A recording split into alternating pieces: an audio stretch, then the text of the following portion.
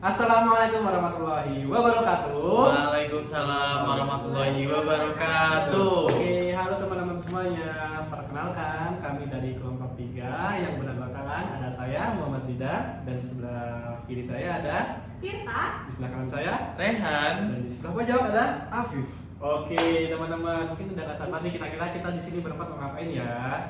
Udah tahu nggak? Nggak tahu?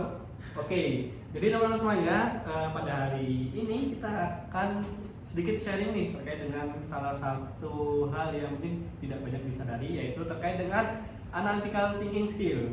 Jadi kita akan membahas lebih dalam terkait apa sih analytical thinking skill itu, dan juga akan mengkaji pada sebuah perusahaan yang mungkin teman-teman sudah banyak yang tahu nih karena sering berkunjung ke sana atau sering makan di sana, yaitu adalah mie Gacoan. Oke, di tengah banyaknya kompetitor di dunia perminian yang pedas, namun Gacoan masih tetap berdiri dan menjadi market leader, sehingga kita perlu tahu nih bagaimana sih proses dalam organizational development daripada PT Pestapora yang memiliki daripada mie Gacoan tersebut. Oke, mungkin itu saja untuk mempersingkat waktu, kita langsung lanjut ke segmen berikutnya dan semoga menikmati dari video kami. See you. Dalam dunia kuliner di Indonesia yang sangat dinamis, ada satu nama yang berhasil mencuri perhatian bagi khususnya di hati generasi muda.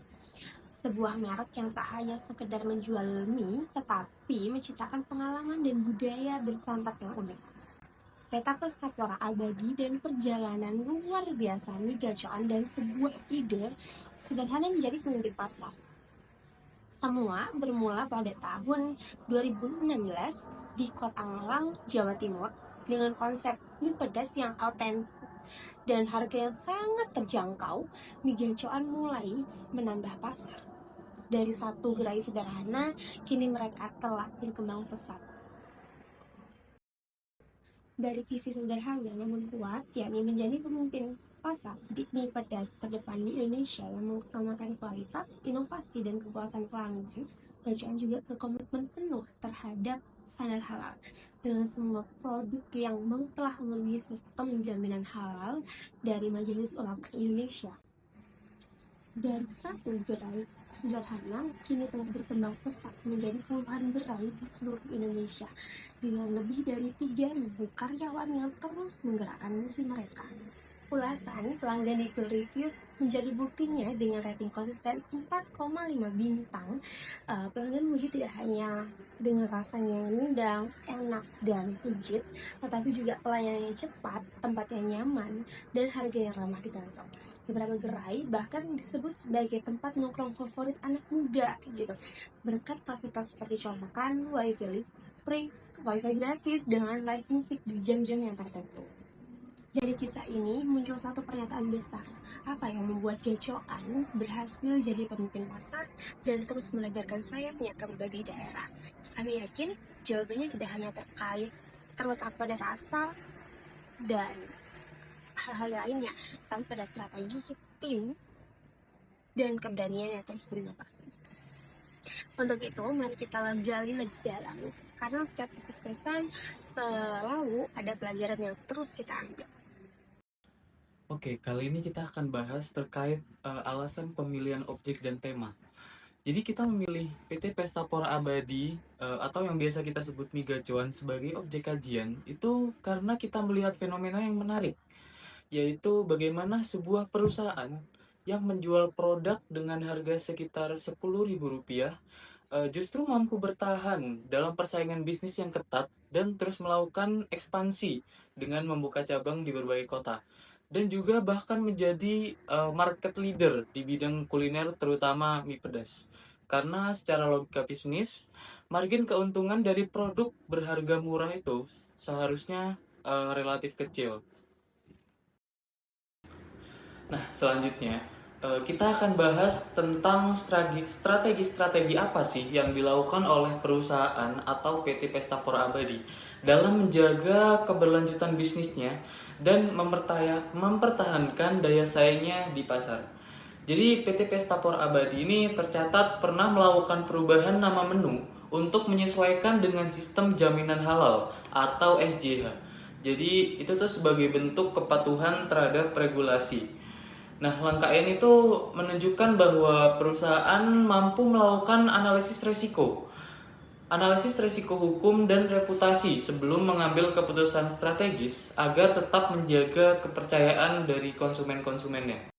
PT Pesta Pora Abadi juga menerapkan wireless calling system yang berhasil menurunkan waktu tunggu pelanggan dari sekitar 2 jam menjadi sekitar hanya 15 menit. Hal ini menunjukkan bahwa perusahaan melakukan analisis masalah operasional dan kemudian menerapkan solusi teknologi berbasis efisiensi layanan. Keputusan yang selanjutnya yaitu beberapa gerai itu mengubah jam operasionalnya menjadi 24 jam yang biasanya itu tidak 24 jam. Jadi keputusan ini tuh menunjukkan adanya analisis pola kunjungan pelanggan dan potensi peningkatan omset berdasarkan waktu operasional yang lebih fleksibel. Selanjutnya yaitu PT Pesta Pora Abadi menerapkan strategi harga pada mie gacoan itu kisaran sekitar Rp9.000 sampai Rp10.500 per porsi.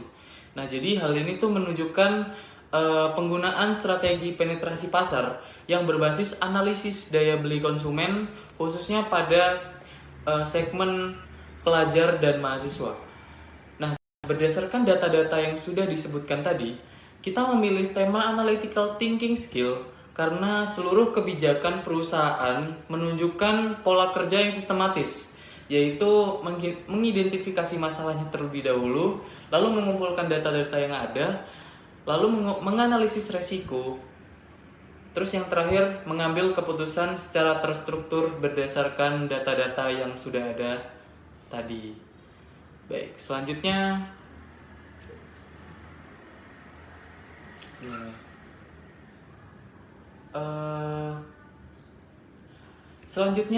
selanjutnya kita akan bahas terkait konsep atau selanjutnya kita akan bahas terkait konsep analytical thinking skill.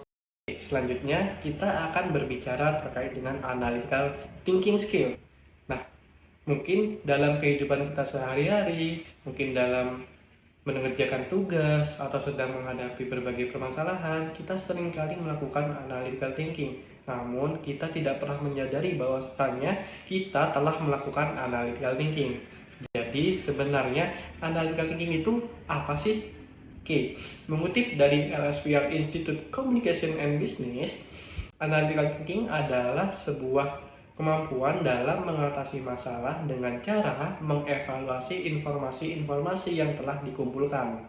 Nah, kalau dalam konteks human resource, kira-kira analytical thinking itu apa sih? Nah, jadi ini merupakan kemampuan seseorang dalam mengumpulkan informasi, data, dan fakta lapangan terkait dengan proses manusia dan juga organisasi, sehingga human resource itu dapat merumuskan suatu keputusan yang strategis, objektif, dan juga berdasarkan dari bukti dan fakta lapangan.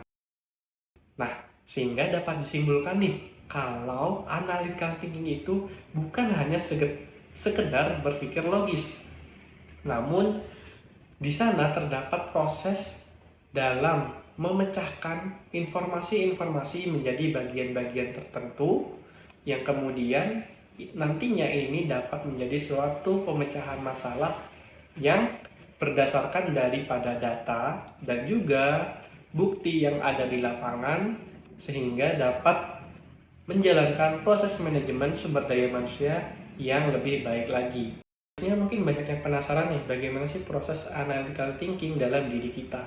Jadi seperti yang saya sebutkan tadi, analytical thinking itu bukan hanya berpikir logis saja, melainkan ini merupakan proses berpikir yang melibatkan pemecahan masalah, lalu pengumpulan serta analisis data, fakta lapangan, dan juga informasi-informasi yang dianalisis secara sistematis untuk mendapatkan pemahaman yang lebih mendalam dari permasalahan tersebut.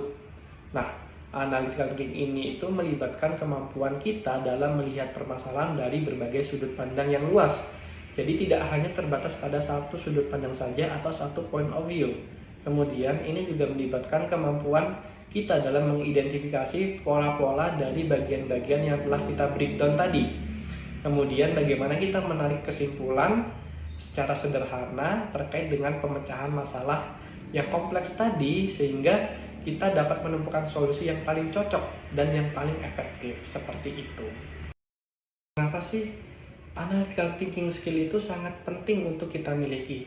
Jadi dengan memiliki kemampuan ini, itu seseorang mampu memproses sebuah informasi itu secara lebih mendalam dan juga lebih objektif. Kemudian ini dapat membantu kita untuk meningkatkan kemampuan untuk bisa melihat akar permasalahan itu secara lebih tepat. Bagaimana kita mengeksplorasi dan menemukan benang merah secara lebih tepat. Lalu kemudian ini mampu meningkatkan kemampuan analisis kita secara sistematis sehingga dapat menghasilkan solusi yang paling efektif. Nah, analytical thinking skill ini itu tidak hanya sebatas bagaimana cara kita merespon situasi saja.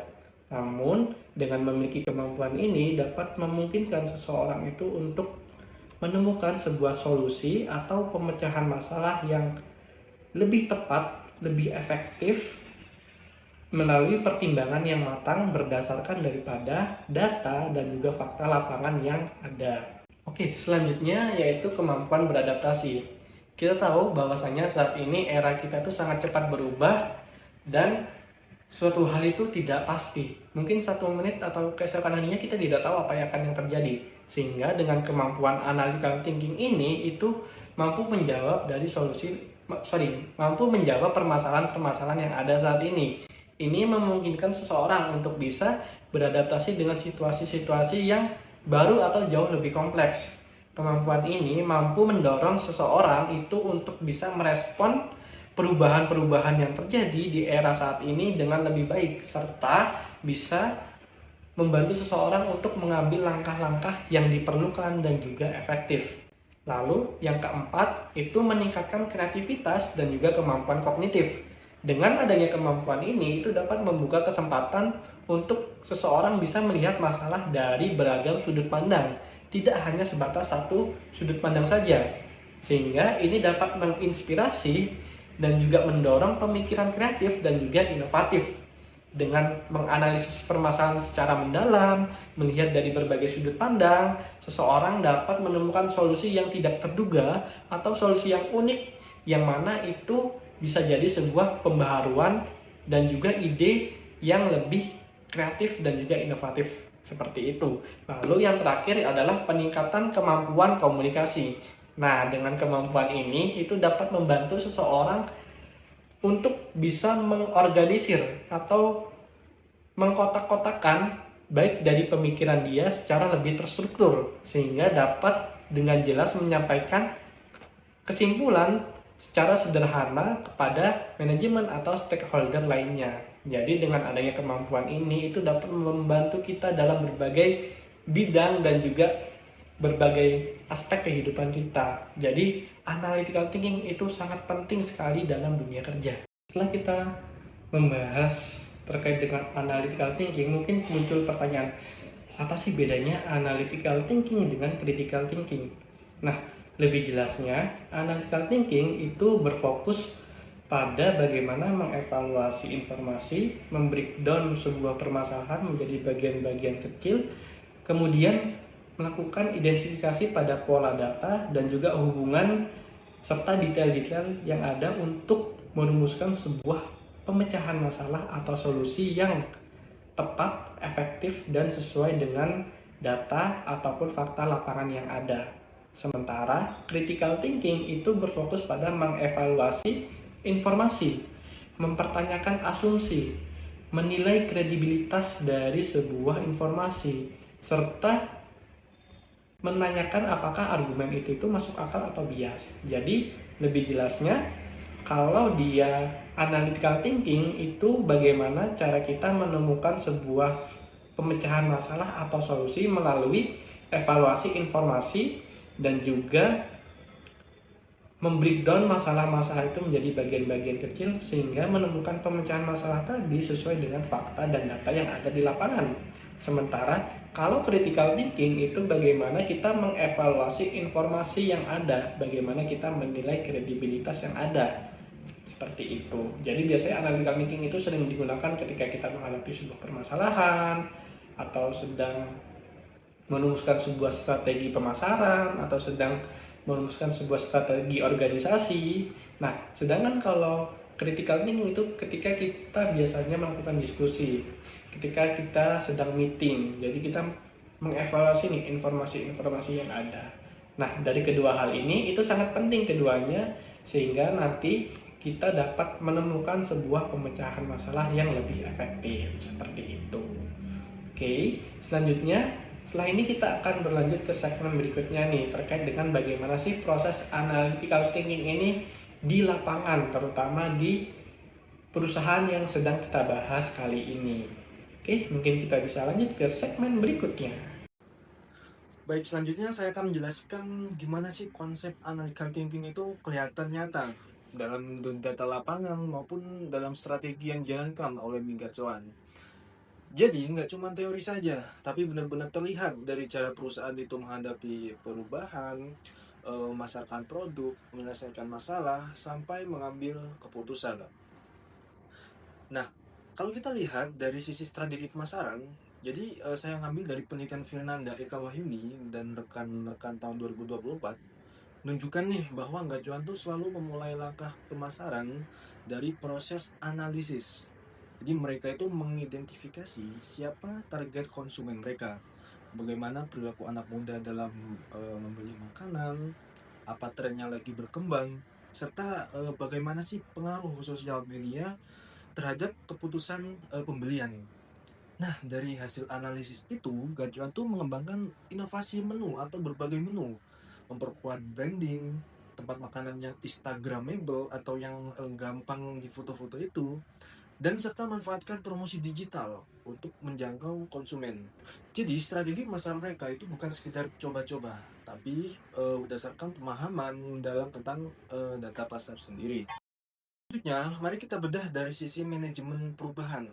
Nah, penelitian Dinda Ayu Setia Putri tahun 2024 menunjukkan bahwa sebagai berbagai perubahan besar yang dilakukan Gacuan juga berangkat dari proses analytical thinking. Misalnya, perubahan nama menu untuk memenuhi sistem jaminan halal, atau perusahaan nggak asal ganti nama, tapi mereka tuh menganalisis regulasi, mempertimbangkan citra di mata konsumen muslim, dan menilai dampak jangka panjang terhadap brand. Hal yang sama terlihat pada implementasi wireless calling system. Mereka awalnya menemukan nih fakta bahwa waktu tunggu pelanggan tuh bisa mencapai 2 jam. Nah, setelah dianalisis, akhirnya tuh alur pelayanan dan hambatan operasional, mereka memutuskan tuh bahwa teknologi ini adalah solusi yang paling efektif. Nah, jadi semua perubahan yang telah digacan itu melalui proses analisa yang sistematis. Baik, selanjutnya dari aspek problem solving. Ya, jadi masalah terbesar waktu itu adalah pelayanan yang terlalu lama. Nah, tapi perusahaan tuh nggak berhenti hanya pada keluhan pelanggan saja.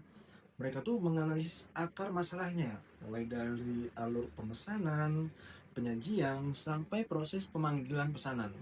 Dan setelah data dianalisis, baru tuh lahirlah solusi berbasis teknologi yang terbukti menurunkan waktu tunggu dari 2 jam jadi sekitar 15 menit. Nah, ini tuh adalah bentuk problem solving yang sangat sejalan dengan konsep analytical thinking. Nah, yaitu mengidentifikasi masalah, menganalisis penyebab, mencari solusi yang paling efektif, lalu mengevaluasi hasil akhirnya. Nah, yang terakhir adalah pengambilan keputusan. Nah, hampir semua keputusan besar Gacuan itu seperti penetapan harga yang tetap terjangkau, pembukaan gerai yang 24 jam di lokasi tertentu, hingga pengembangan fasilitas gerai yang lebih nyaman. Itu didasarkan pada analisis data. Mereka tuh membaca pola kunjungan, mempertimbangkan karakteristik wilayah di suatu kota, atau menilai kekuatan kompetitor dan menghitung potensi keuntungan sebelum keputusan itu dijalankan. Nah, proses inilah yang nunjukin bahwa gajian itu nggak mengandalkan intuisi semata, tapi benar-benar membuat keputusan berbasis bukti nyata. Jadi, kalau disimpulkan dari penjelasan saya, berbagai strategi pemasaran, manajemen perubahan, problem solving, dan keputusan bisnis gacoan yang sangat mencerminkan penerapan analytical thinking. Mereka mengumpulkan data, menganalisis situasi, mempertimbangkan risiko, dan memilih langkah yang paling tepat berdasarkan informasi yang ada. Inilah yang membuat perusahaan dengan harga menu terjangkau bisa bertahan dan terus berkembang di tengah persaingan bisnis ini. Baik, terima kasih dari saya sendiri. Sekian. Assalamualaikum. Oke, itu tadi video terkait dengan analytical thinking skill dari kami. Mohon maaf apabila ada perkataan ataupun penyampaian dari kami yang kurang jelas ataupun masih kurang baik dari segi materi. Semoga video ini bisa bermanfaat bagi teman-teman semuanya, dan juga terima kasih kepada teman-teman yang sudah menonton dan juga Ibu Alfia sudah menonton. Kami pamit undur diri. Wassalamualaikum warahmatullahi wabarakatuh. Wah.